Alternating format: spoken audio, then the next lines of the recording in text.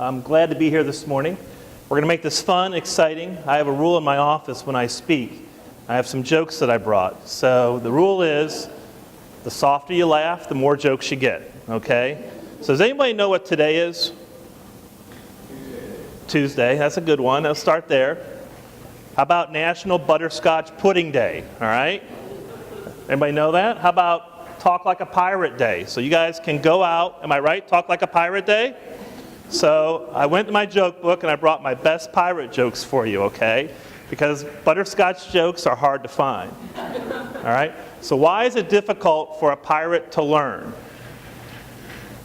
Because they spend months and months at sea.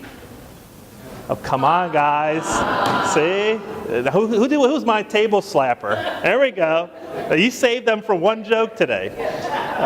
What I'm going to do this morning is I'm going to do a brief introduction of myself. I'm going to talk about the definition of a manager versus leader. I'm going to get into what I think are the 5 core tenets of management and leadership. And then I'm going to leave you with what I view as my top 10 list. I was a David Letterman fan growing up, so I brought a top 10 list of what I think are success, whether you're a manager, a leader, or both. And we'll have some time for some Q&A. I also threw a quiz in here, so we're going to make you work here this morning as well. So being on Otterbein, I got to give you a quiz, right? So my introduction is, I grew up in Cleveland, Ohio. I'm a huge Indians fan. That's an exciting time of the year. I went to go Tribe. I went to the University of Dayton. I met my bride there in tax class. We've been married 26 years now. And during my time at University of Dayton, I interned 4 times. Some could say I couldn't keep a job, but I just wanted to experience as many things as I could about the accounting profession. I actually started at University of Dayton as an education/accounting major. I had the desire to teach math or teach accounting, but I switched to accounting full-time. But I interned for a small tax firm. I interned for a Fortune 20 company, and I interned twice with Ernst & Whinney, soon to be Ernst & Young. I decided to go with Ernst & Whinney. I spent 5 years there, and I left. I went to work for one of my clients, Robbins & Myers in Dayton. They were a public registrant, and I toured the world there. I was their assistant treasurer and controller. Got to see the world, got to do a transaction with Sam Zell. I know somebody from Chicago I talked to earlier, but I've spent a lot of time in Chicago, a lot of time in Scotland, a lot of time in Germany. But I missed public accounting, so in '97 I came back as a senior manager, and I was promoted to partner in 2001. And I was on the audit side. I did audits of multinational, multi-location SEC registrants. In 2007, the firm said, we're getting back into consulting. Why don't you move over to consulting? So I did. I led our consulting practice for Ohio, Kentucky, and Indiana, and basically created that out of nothing. And about 6 months after doing that, they said, why don't you move to Columbus to be the office managing partner? I did that as well. So I moved my family in June of '08. And it's been a wonderful ride. We've enjoyed Columbus. My wife and I have raised 3 kids here. They've graduated from Liberty, Olentangy Liberty. I got 1 out of college, 1 in college, and my final one about to start college. So it's a nice feeling here. But Columbus has been very good. On the community side, just to wrap up my intro, I chair the Columbus Zoo Board. I just ended my 3-year track as chair of the United Way of Central Ohio. I'm involved in WELD. I do the chair of the Ohio State Advisory Board, University of Dayton. I'm involved in Big Brothers Big Sisters. So in my spare time, I have fun giving back to this great community that we call Columbus, Ohio. So wonderful city, and I'm glad to be here this morning. With that, I'm going to turn to the definition of a leader or manager. So I went to our good friend Webster, and there's the definition of leader. And what struck me was number 2, somebody people follow. When I thought of a leader, that is the simple definition, and we have one who influences or power, but really I think of a leader as somebody who people follow. From a manager perspective, what caught me is number 3, one who is in charge.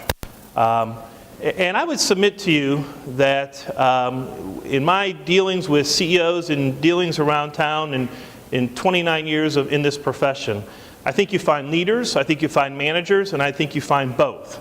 I think often leaders have leadership and management skill sets. I think managers tend to just have management skill sets. So I think there is a distinction there in working with people. I blew out a table. I was thinking long and hard about this presentation, and I thought, well, let me share with you some things that I've observed from a leader versus a manager. And I'm not going to read through this list completely, but leaders often have followers. Managers often have subordinates. Leaders often have a new direction to the task at hand, whereas managers focus on the existing tasks. Leaders are much more visionary versus managers concentrating on the work at hand. Often leaders are proactive versus managers being reactive. Leaders tend to focus on people versus managers focusing on the work. And finally, I think one of the things that, as I reflected on this discussion here this morning, leaders often use conflict to their advantage to incite excitement, to get people motivated and inspire people to do the task, whereas managers tend to avoid conflict. They want to get the task done as quickly as they can. So any surprises there? Any thoughts, comments, reaction to that? Do we need another joke? What's a pirate's favorite food? Artichoke. Oh, come on, huh? All right. See, guys, this is why the office laughs really hard. I have the funniest office in this city. Not only the largest CPA firm and the oldest CPA firm, but the office that laughs the most. So let me ask you, are you a leader, a manager, or both? But before you answer, let me give you those 5 foundational tools that I think, no matter what you do, no matter where you go, I think these, when you continue to rise, whatever you do, I think these are the core tenets. And I thought, being in Columbus, we're all famous for OHIO, so I thought I would use a little pun on the OHIO. I use my O, operational. I think when I think of managers and leaders, I often think of them planning, budgeting, organizing staff, and solving problems. I think that's one key aspect of good managers and leaders. From my H standpoint, it's honesty. I think managers and leaders, respected managers and leaders, are often providing good ethical behavior, high integrity, positive attitude on the task at hand. I'd be remiss if I didn't bring in an I, and it was hard to come up with an I, but I came up with interchange. And that really is a focus on the team, on the effectiveness of the team, working well with others, the exchange between two people here. And then finally, to wrap up, what does OHIO mean? Openness, adaptability, flexibility, established direction, but able to inspire and motivate the team at hand. So let me go a little deeper into this and share with you from an operational standpoint. Management is doing things right, but leadership is doing the right thing. I truly believe in looking at my career, thinking through example after example. And sometimes I think people have to operate in both platforms. I think they have to concentrate, whatever the task at hand is, concentrate on doing the right thing, but at other times they have to concentrate on getting things done correctly. And I think it really depends on the task at hand. Take, for instance, down in Houston, over the devastation down there over the last couple of weeks. What we've seen down there is people doing both. People doing the right thing, but people doing things right because it needed to be done. It depends on the task at hand, and I think it really it depends on the facts and circumstances. Honesty. Life is 10% about what happens to us and 90% how we react. I think this is a powerful statement. When you think about it, how you react to a situation, when there's a microphone in your face, when the heat is on you, how you react to that is going to have a lasting impression on those around you. The team that you've built, the team and how they react is going to react to how you react. At the firm, we go through crisis management training every 6 months. And we bring in a third party, and they do this neat drill where we don't know the question. And they just throw a question at you on a devastating event. Could be a tornado, could be a death, could be a shooting, or what have you. And the purpose they do it, they have the camera rolling, and the purpose they do it is because you don't know what the event's going to happen. Often an event that happens, you're unprepared for. And how you react to that is going to set the direction for how the people in our office, 351 other people, react and respond. If you're confident, calm, cool, collective, they're going to be confident, calm, cool, collective. From an interchange standpoint, you don't need to lead or manage by hitting people over the head. That's assault, not leadership and management. I think often people think, get the baseball bat out, I'll motivate them to get the task done at hand. I would tell you, I think every person, the thing that I value about the role that I do is I had the privilege of working with 351 people in our office. And those 351 people bring a diverse perspective to our table.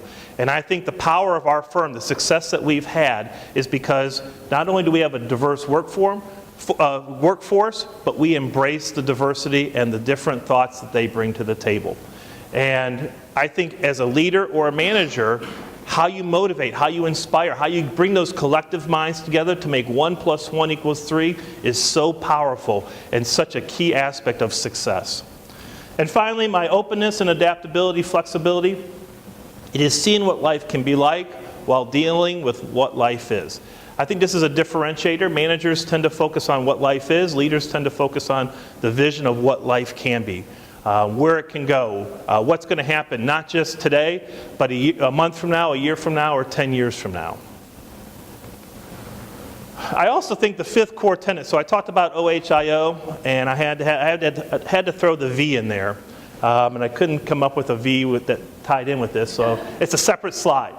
But I would submit to you, and we practice this as a firm, no matter where you go, no matter what you do, stay true to your value system. You have a core value system, and your values continue to be defined and permatized in your brain. But as you go forth, whether you're a student, getting ready to start their career, whether you're somebody that's been working 31 years in business, it doesn't matter. All your decisions should be driven by your value system. At the firm, we have a value system. And every year, believe it or not, every one of our clients goes through a client continuous, client acceptance process, regardless whether you're Coca-Cola or the smallest of clients. And we go through and we have a list of questions, and they're tied to our value system. How do they treat our people? And I can tell you in my 10 plus years in leading this office, we have fired clients because they have not treated our people with respect. We have lived our value system. And so not only is it important from a personal standpoint, but the employer you work with, they have a value system too. And it's critically important that you live by those values and have your decisions drive those values. It's foundational, and I would encourage you, invest in it, but live it. Any questions? Because I'm going to get into my top 10. Whose favorite movie is Pirates of the Caribbean? Anybody like Pirates of the Caribbean with Johnny Depp, right? You know what I think is hilarious about that? That there's a piracy warning on that. That was good? You like that one? But I didn't get can you give me a little table slap? There we go. See, now you know what people at 800 Yard Street are inspired every day to see. Is they come in, I leave my secretary a joke every morning. And it's based on the national, whatever national day. So she got the one about they live month to month at sea, so I thought that was a really good one. So, well, I'm going to give you a little tour of my success and what I've done.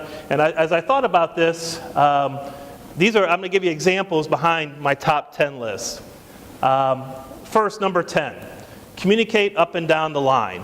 I would tell you, in my work, 99 times out of 100, when we have a failure, whether it's a personal failure, whether it's a business failure, a client go out for a request for proposal, or we have just a bad exchange, I would tell you 99 times out of 100 is because of lack of communications. And I tell our people, I joke with them, but I pay for your cell phone bill, so I expect you to communicate with me. It's a simple thing to do. And I think part of the communications is not just the formal, oral or verbal or written communications, but it's the nonverbals as well. Those can be just as effective and just as powerful of communicating. So I think it's important that when you, in a leadership role, as you rise up the ladder, you're communicating not just above to your superiors or to your bosses, but you're also communicating down. Don't lose sight of how you got there. Think of yourself when you started out as a staff or a young professional, and how important it was for that person above you to be laying out those expectations or giving you feedback or whatever it was. So don't lose sight of that as you move up and down the ladder of success, that you communicate up and down the ladder of success. Number 9, identify problems and bring solutions. I think the first part, these first 2 words, what I have found in the workplace is that often those are easily done. A lot of problems. I get all the problems in the world. This isn't right, the light bulbs don't work, the coffee isn't made, what have you. The hard part, and what I see with leaders and managers or both, is bringing a sound solution. And I would tell you, often a sound solution isn't necessarily the right solution. I think all too often what I've found is that people concentrate on bringing the right solution or making sure it's right. They might be embarrassed for bringing something else. But I would submit to you that just as important is just bringing a sound solution that perhaps promotes a better solution. I really subscribe to the theory of 1 + 1 = 3. When you bring diverse thought and sound solutions, often the thing that you bring to the table when you brainstorm is not something that's going to result in the outcome. What it's going to be is you're going to brainstorm something that's even a better, more powerful solution at the end of the day. Number 8, treat everyone with respect. I can't emphasize this enough. We have over 1,700 alumni that have worked for Ernst & Young here in Columbus over the last 40 years. And almost 300 that have worked for Ernst & Young over my 10 years here. And I would tell you, no matter where they have gone, what they've done, they're all friends of the firm. And I would submit to you that no matter where you are, what you've done, continue to expand your Rolodex. When you leave a company, don't look at that as they're gone, they're washed out, I'll never talk to them again, they won't help me again. I'll give you a true story. So when I interned for Mead, the paper company that became Mead Westvaco. And this is back in 1987. And my boss was a gentleman by the name of Barry Hoskins. Barry was a great boss. He hired me. He was the corporate controller of their Zellerbach, which was their school supply business. And I worked there for a semester, had a great relationship. When I left there, he gave me a little plant for wishing me success in my future endeavors.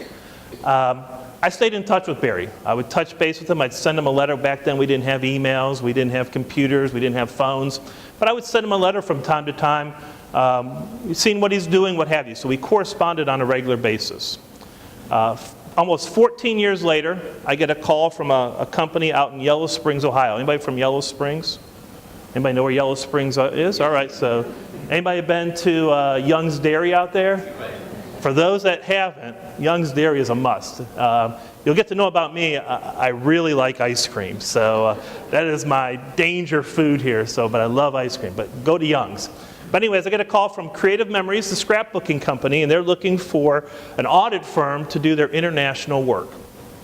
So I go out there, I meet with the controller, we're having a great meeting. They want us to submit a proposal, and they said, well, before you leave, Craig, why don't we introduce you to our CFO? Sure. In comes the CFO, it's Barry Hoskins. Barry was my boss 14 years ago. I'm not going to say today that we won that work because of my relationship with Barry, but needless to say, we hit it off. We've been very good friends. We still correspond. You never know where that relationship's going to be. How small it is, you never know how it's going to impact you or why you're touching that person. So continue to build your Rolodex. Treat everyone with respect because it could pay dividends in the days, months, and years to come. Number 7. I think we need to get some vibes in this world. So let's everyone say number 7. Ready? 1, 2, 3. Number 7. All right, so we'll get this like the David Letterman show. Listen actively. I think people listen. I think people are active, but I'm talking about active listening. And with that, I would tell you, when I'm prepping for a meeting, whether it's a luncheon meeting, a meeting with a new client, a meeting with an existing client, if I have an hour scheduled, I'm spending at least an hour prepping. I'm on the internet, I'm researching, I'm Googling, I'm looking at Facebook, I'm looking at LinkedIn, I'm on their company website. I'm trying to get as much information as possible. Why do I do that? It's because of this concept. What I find is I do a lot of interactions with clients, and I talk a lot about how we're performing with our clients. And I often get, your guys listen, but they were thinking about the question that they were going to ask as opposed to listening to what I was going to say. And I think if you're prepared, you're confident, and you know that company, you can focus on the dialogue, take that dramatic pause. I think one of the things that people don't do enough is pause. And you can pause a variety of ways. You can just have a moment of silence, or you can even repeat the question or repeat something that gives your brain an opportunity to process. But they don't pause. Rather, they're thinking about that next. They already have that question. While they're talking about something very important, they're thinking about the question. Often that question has nothing to do with what that individual is talking about or what's on their agenda. So I submit to you, be an active listener. Be prepared for the meeting or the conversation. And listen to the dialogue. If you're prepared, you're going to be able to react and respond simultaneously, especially if you emphasize the pause. All right, ready? 1, 2, 3. Number 6. All right. Be positive. Attitude determines altitude. I can't emphasize this enough. In my career, when I look back at what I've done and why, I always, when I was growing up with the firm, a very competitive environment, but I never worried about my peers. I never was comparing myself to, oh my gosh, John got this job, or Carolyn got this opportunity, or, oh man, he or she is going to get to do this, that, or whatever.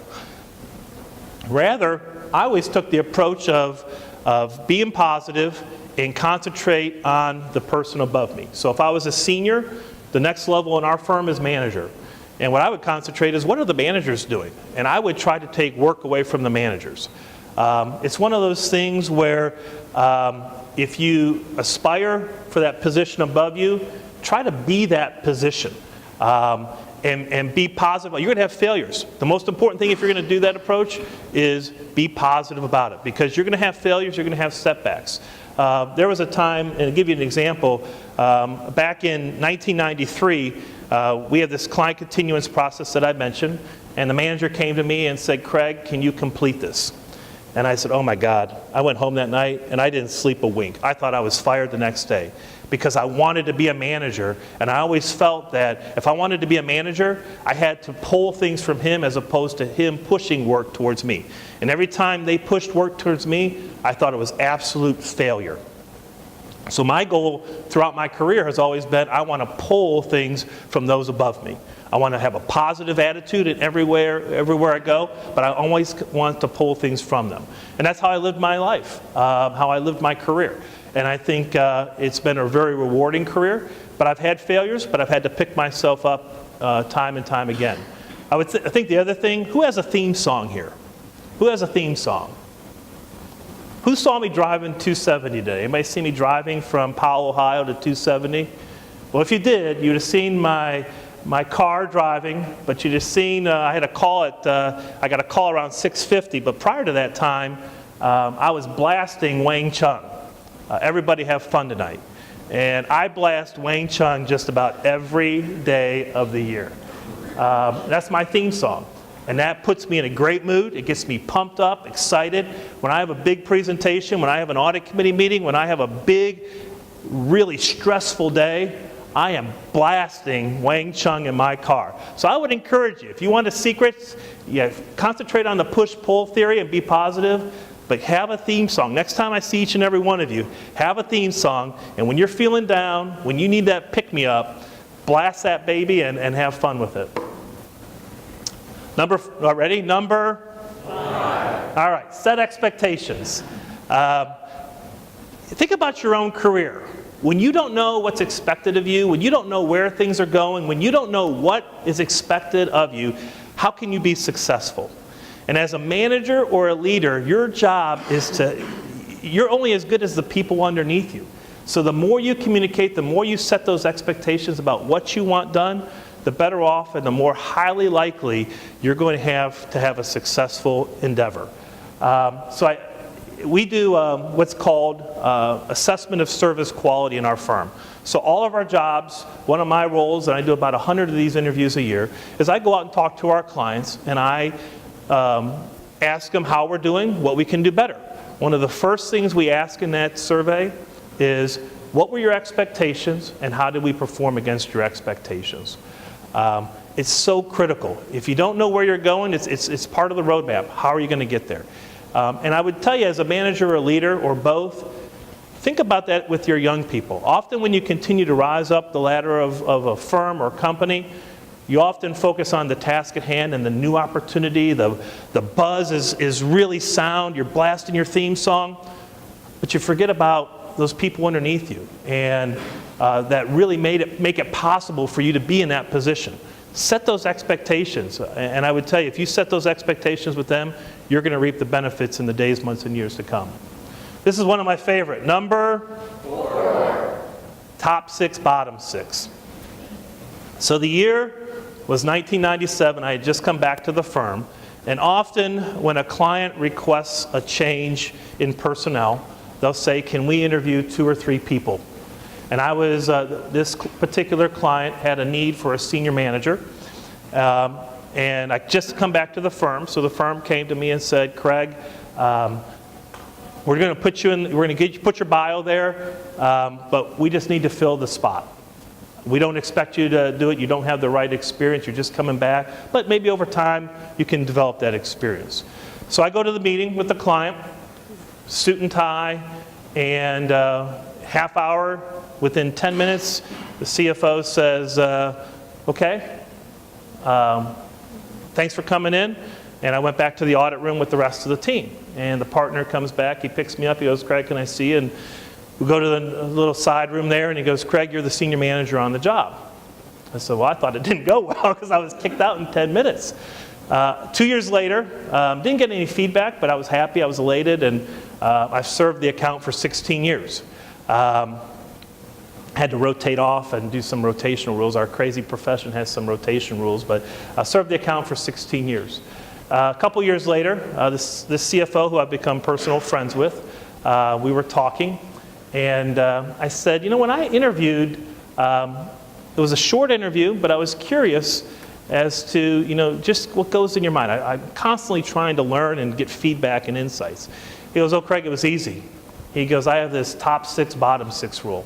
He goes, I look at the top 6, I look at the bottom 6. You know, if your hair's well groomed, you're clean shaven and professional, and then I look at your shoes, or your shoes shine, you have a nice little kink in your pants. He goes, I know you're taking a lot of pride in yourself, so I know you're going to take a lot of pride with my account. He goes, so that's my first gut reaction.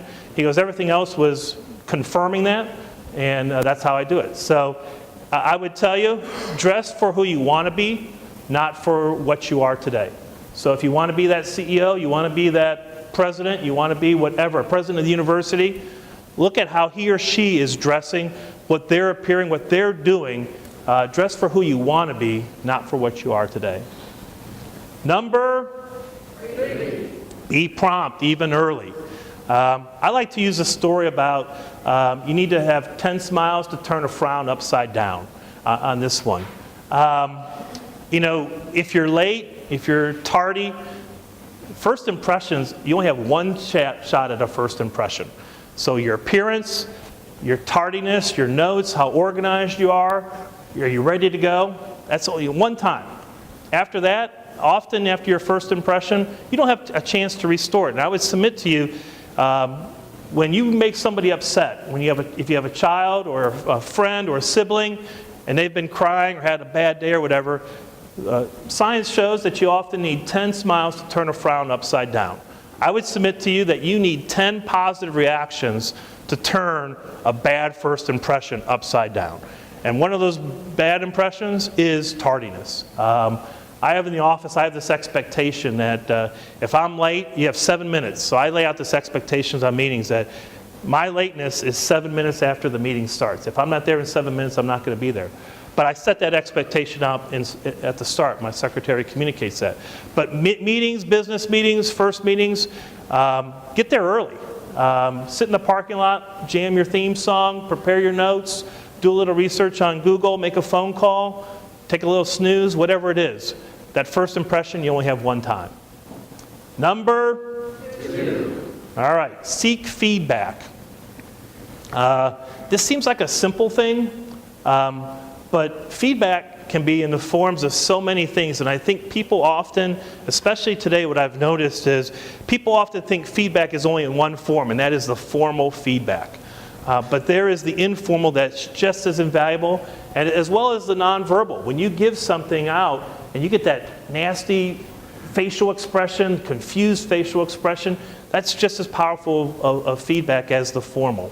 So seek feedback. Look at what you're getting. This is your career. This is your time. It's going to really tie into my next one. But don't wait for that feedback to come to you. Seek it out. Understand what you can do better. The other thing I would tell you is all too often, typically many people in this room probably have gotten feedback. I think this is, in my opinion, this is one of the biggest mistakes people make.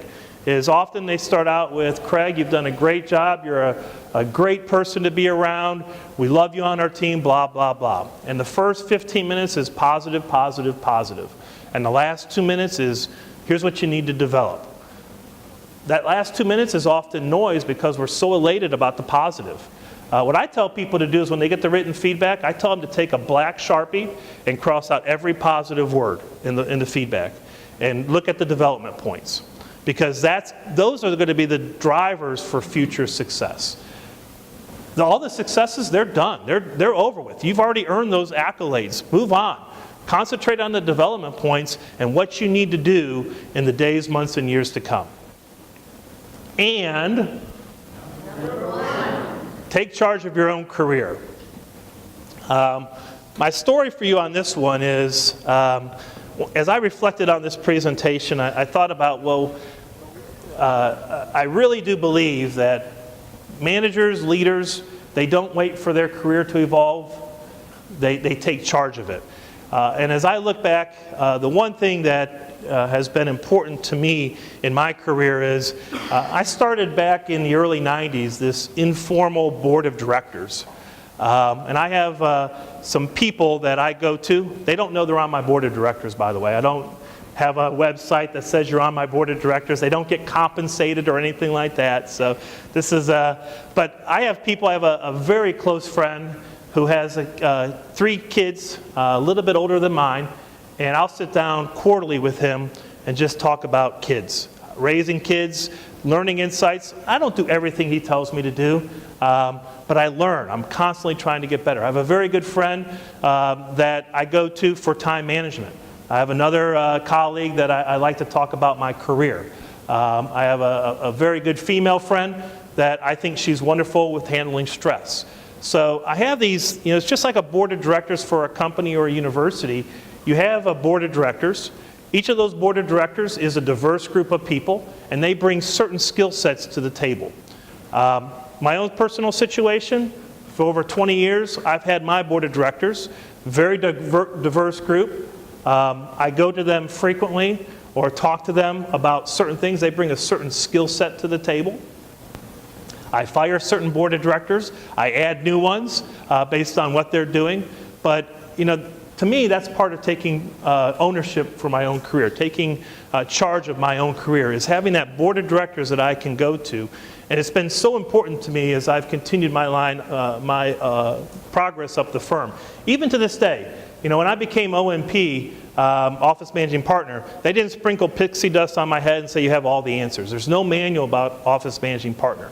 So I sought things out. I networked. I used my Rolodex to expand my own boundaries, and I just didn't wait for things to fall in my lap. I took responsibility for my own career. So no matter if you're a student, no matter if you're a 31-year savvy veteran, it doesn't matter. It's not too late to start, but I think it's a critical success factor as far as your climb up there.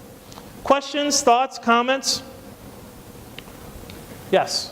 How do you encourage and develop diverse talent and candidates in the company? The question was, how do we encourage and develop diverse candidates in our company, correct?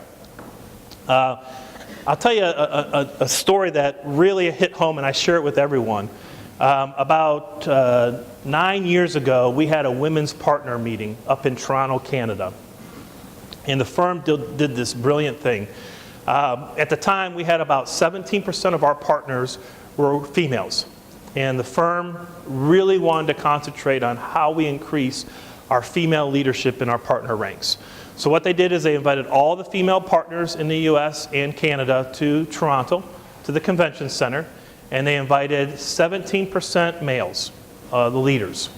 And you want to talk about impact? That was hugely impactful. We had a 2-day conference up there, and they reversed everything. We had to walk a half mile to the restroom. We had a shopping day. We had various breakout activities, but it was really to send a message that you need to think about a diverse workforce. So if you want to change how your company feels, if you want to change how an organization feels, use reverse psychology from that standpoint. So that's an example, but that's from a promoting and developing our people. I think we do a couple of things. One, we have very strong affinity groups.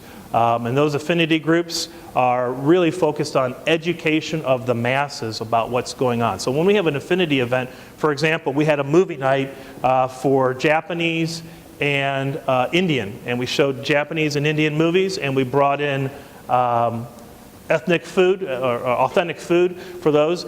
We invited the whole office, and we had a little education. We got little cards that talked about do's and don'ts when interacting with somebody from Japan or somebody from India. So I think a lot of it is education, and I think a lot of it too is when you organize groups. I think the biggest thing that I could tell you as a leader or manager is when you organize groups, make sure it is a diverse group, and make sure every opinion, when you go around the room, they have a chance to offer their 2 cents. Even if they might be a little shy, they might be a little more aggressive, it doesn't matter. They have 2 cents to share. Try to bring it out in them throughout the course of the meeting. So those are some tips. Good morning. I really appreciate what you said this morning. You sound like a leadership author. So my question is, who are your favorite authors to help shape your leadership thinking? Oh boy. I'm a big reader. I'm a very diverse reader, though. Right now I'm reading a lot of history. I've read a lot about Abraham Lincoln. I'm fascinated by, was it Five Good Men? I'll get to the name of the book. It's about his 5 enemies, how his presidential election was won. I think it's a fascinating story. I can't think of the book right now. Team of Rivals. Team of Rivals, that's what, Team of Rivals. So I don't have necessarily a favorite author. I read a lot. I have a list in my file that people send me a book. I actually would, somebody's from Ohio Health here I saw. Who's from Ohio Health? David Blum is a big reader. And David and I have exchanged books. I know he passes out books often. So, You don't have a primary leadership group? I do not. I read a lot. I try to pick bits and pieces from a lot of different people and just carry it through. That's your next career, right? We'll see. Let me give you guys a quick quiz here and see. I'm going to keep you honest on this. So here's your quiz. And if you have a piece of paper, I'll go with the honesty. He failed in business in 31. Anybody want to hazard a guess? You read ahead. It is Abraham Lincoln. But think about this. He was defeated for state legislator in 32. He tried another business in 33. It failed. His fiancee died in 35. He had a nervous breakdown in 36. In 43, he ran for Congress and was defeated. He tried again in 48, defeated. Tried running for Senate in 55, he lost. Next year, he ran for vice president and lost. 59, he ran for Senate again, defeated. In 60, the man was elected the 16th president of the United States. And if you read Team of Rivals, you understand his leadership qualities. One of the premises behind his presidency was, if you know Abraham Lincoln, he had no shot in 1860 to be president of the United States. His plan was to be number 2 in every state. Was to finish number 2, be the number 2 popular candidate because Frederick Douglass was the odds-on favorite.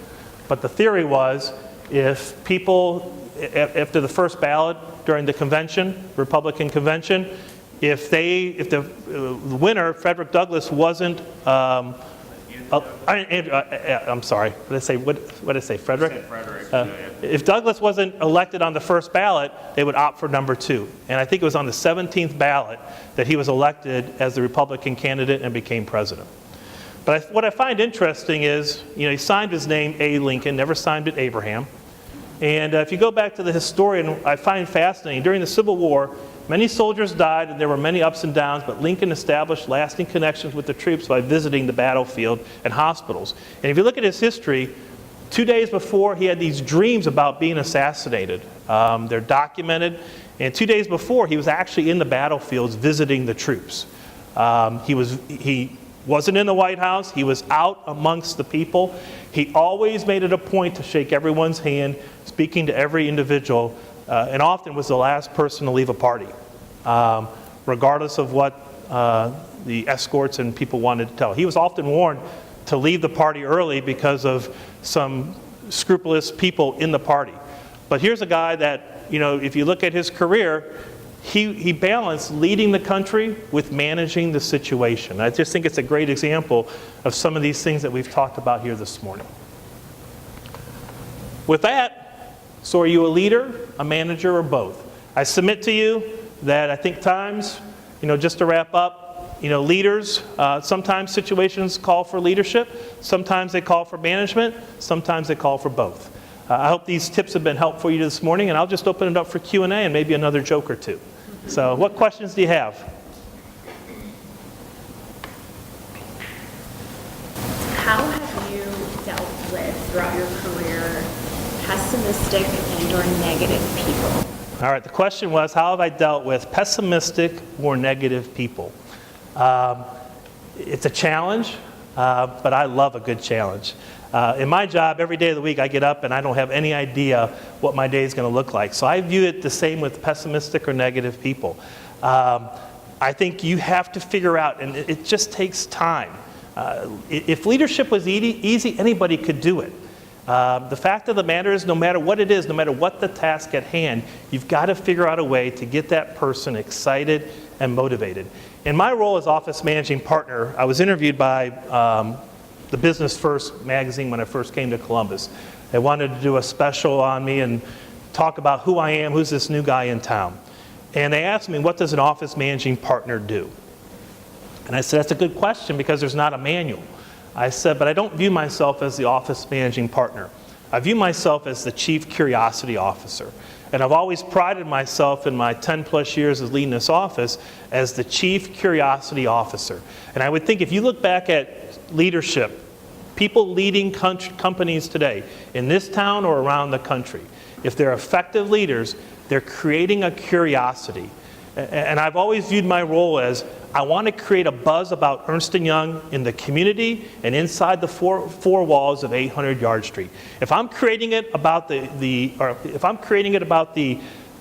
company in the community, then I'm having people talk to us, call us, say I want to work with Ernst & Young. If I'm creating the buzz in our office, I'm getting our people excited about what they do. So dealing with negative or pessimistic people, I'm trying to find that button, and it's difficult sometimes, but I'm trying to have them share the same excitement, the same curiosity about Ernst & Young or whatever the task at hand. Often when you're chairing a board, that's when you find a lot of negative or pessimistic people. When you're putting forth new programs or new ideas, you're often not the most popular kid on the street. And you've just got to figure out a way, over-communicate. It goes back to some of those success factors. I think when you're dealing with those people, you got to find that buzz, you got to find that excitement, you got to over-communicate, you got to set expectations, you got to be confident in your response, you got to respect their opinion. They might have an idea that can push, that maybe makes the answer 1 + 1 = 3 too. So hopefully that helps. Other thoughts, questions? So how do you kind of recognize your strengths and interests and implement them, and whether it's as a leader or just in business in general, to kind of keep your interests and drive your success? Can you repeat the first part? I missed the first part. Kind of recognize your strengths and interests and implement them. He said, the question was, how do you recognize your strengths and implement them? I think it probably goes back to that feedback comment I made. I think you just need to do an honest assessment of who you are, and what you want to be. And really, I think your board of directors can help you there too. Often, I think it's very easy to say I'm the greatest baseball player in the world. I always thought I was the greatest baseball player until you go to Indians fantasy camp, which I did 10 years ago, and then you find you can't hit a curveball. So I'm not the greatest Indians baseball player ever. But I think it's just having an honest assessment of who you are and looking at those skill sets and using your board of directors. I think on that board of directors, I would tell you, maybe the way to think about it is, you want to surround yourself with people that are going to tell you what you need to hear, not what you want to hear. And that often is probably the most difficult task for you to come up with.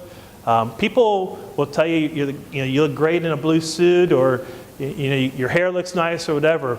But you need the people that are going to tell you honestly, Craig, you are way off here, and that's difficult. It's difficult to hear. It's easy to put those things aside and say those individuals don't know what they're talking about. But it goes back to my black Sharpie. Get rid of the compliments. Concentrate on what you need to do. It was a great segue to my question, so thank you. So the question is, since leaders set the tone for their organization, what role or what, how do you address, we'll call it, intelligent disobedience? When course correction is needed, and you have a subordinate who's giving feedback they feel is mission critical to making certain that there's better buy-in within their organization. So the leader has laid out a plan, which may not be the ideal plan. And as a subordinate, you're really obligated to give them that necessary feedback, right? So have you encountered scenarios like that, or how do you address that scenario? Yeah, I've encountered it probably more on the board side, on the boards that I've chaired. We've had to set some new direction on many of the boards that I've been involved with that go back, to the 90s. And I would tell you it's the toughest thing to do. Change is not easy. And I would view this more as a change management exercise as opposed to anything else. I think the toughest thing as a leader that you have to deal with is change. When things are going well, it's easy to stay the course. But I think if you're a true leader, you're not thinking about what's happening in 2018. You're thinking about what's happening in 2020, 2026. So you have that visionary view on things. And often the actions that you're doing today in 2017 are setting the direction for those things to come. And I think it's going to sound simple, but I think a lot of it is engaging people in the dialogue. For example, one of the things that I think when you're going down a new course of action on a new initiative, let's just use our own firm as an example, and you're putting out a new growth strategy. The easy thing for me to do would be say, this is our growth strategy.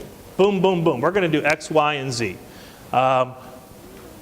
If it was that easy, a lot of people would be doing it. But I think you need to really bring in focus groups or bring in groups of people, diverse people, whether it's ethnic, whether it's age, whether it's geography, it doesn't matter. You got to really look at who your population is to get the best answer and to provide the feedback and get them engaged. We do a lot of focus groups inside our office for that purpose and that purpose alone. Really to get people engaged, to get their opinion. Keep in mind in our office, 83% of our office is millennials. So, I'm a 50-year-old, trying to lead, 300 people under the age of 30 on any given day. And it's important when you look at that, how I look at things versus how they look at things, how I contribute to an organization versus how their philanthropic goals are met, how I view volunteerism versus their volunteerism, how I look at just the workday. What I see as a workday. You have to respect what they're doing, you have to respect what they're saying, but you have to embrace what they're saying and educate them on the process. I think if it's a dictatorship, I think it's doomed to fail. It might succeed once in a blue moon, but I come from the principle you have got to really embrace diverse thought and educate, communicate. Other questions?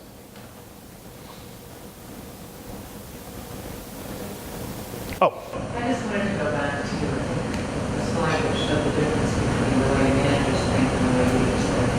And you said something to the effect of managers try to avoid conflict, leaders sort of thrive on conflict. That's not really.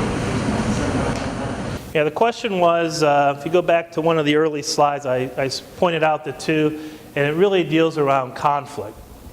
And I would say leaders embrace conflict and managers try to avoid it. I think when you think about it, when I have my manager hat on, I'm just trying to get the task at hand done. Let's use, I'm an audit partner, so we're working on an audit and something's not going right, whatever X is. I'm trying to get X resolved and put it underneath the rug and just trying to get the task at hand done as quickly as possible without a lot of commotion. I put my leader hat on, and I think it ties into a few of the questions here that we've had this morning. I want conflict, because what conflict does is conflict resonates matters, it resonates ideas, it resonates maybe what's going on out there. Everything's not rosy. If you're putting in a new structure, everything's not going to be rosy. So you want to get the conflict out so that you can prepare, so that your response, your education, your communication plan is surrounding that conflict. So I think as a leader, you want to promote conflict. You don't want chaos. I'm not talking chaos here. What I'm talking about is having some things rise to the top here, have the cream rise to the top so that you can see perhaps what's going to happen down the road or questions that are going to be raised. I'll give you an example.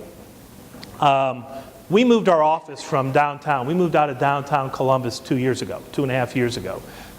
First firm, we built a building over in Grandview Yard. First firm to really move out of downtown. We've had a wonderful experience there, but in doing so, as we researched, as we looked at opportunities to do that, what we kept hearing is, how are you going to move out of downtown? Oh my gosh, what's going to be the response or things like that? And as we talked to leaders around that, people were raising it, but as we got more into engaging it, it helped us orchestrate our talk points for when we made the decision. So I would tell you, I think conflict can be good to help you be prepared for what's to come down the future. You got to listen to that conflict. You got to listen and organize your education and your communications. The other thing we did around the conflict around moving the office, honestly, was around our people. We went from more than 80 offices to no offices. If you come down to Yard Street and see me, I don't have an office. We're an open format, and when we talked about this, there's obviously a lot of conflict, a lot of concerns raised. And what we were able to do is we brought in people that had done this before, outside the firm, inside the firm. We started a communication plan that lasted 6 months to educate people on what it's going to be. I can tell you, 2 years and 4 months later, we've had one complaint in our office about the office. And it was an incident where he was wrong. I told him he was wrong, and I've never heard about it again. So. One question. We have a lot of seasoned professionals here, as well as we also have a lot of students. I've met many of them. You have. So what's one bit of advice you would give to the students here? I think it's pretty simple. Don't wait for be aggressive out there with the recruiters. When I was, a true story, and this is probably the way you guys can take this. So I was at the University of Dayton. I came back my sophomore year, and I wanted to work for a Big 8 firm. Back then it was the Big 8, and I wanted to work for a Big 8 firm. I was starting to migrate more towards accounting, so I came back to campus in August of 1987. I wrote 8 letters to the Big 8 firm. I got 8 rejections. All right? In December, I wrote 8 more letters, got 8 rejections. I went down to the Career Placement Center, got a job for that small tax firm. Did that, hated it, just wasn't for me. Some people like small firms, some people like industry. That's just not my cup of tea. As that internship expired in April of 1988, I wrote 8 more letters. I got 8 more rejections. So that's 24 rejections now. I'm sort of sounding like Abraham Lincoln, you know. I went to Midwest Vaco. Barry Hoskins hires me. As the months pass, as August, I get ready for my junior year, sent 8 more letters. I got 1 letter back from Ernst & Winnie. It was Tim Foley, still a very good friend of mine. I was a partner in the firm. I think personally, if you talk to Tim today, he would tell you I got tired of seeing these letters from Craig Marshall and his resume, so I had to respond. But he said, come in for an office interview. I came in September. That was not during our office interview season. That was not, I was a junior. Typically at that time, they were not hiring juniors. They were only hiring seniors for internships, just a different time of the year. But it was persistence and taking responsibility for my career. So I would tell the students here, don't wait for things to come to you. Be aggressive out there. This is a chance, make Career Placement Center, make the faculty your best friends, but be persistent. And you may have some knockdowns. You may fall down a few times. I wasn't bleeding, I didn't die, I didn't break a leg by writing those letters. Yeah, it cost me, 20 cents, $1.60 each time, but I got a job after it, so, all right? Well, thank you for allowing me to be here today. I've enjoyed it.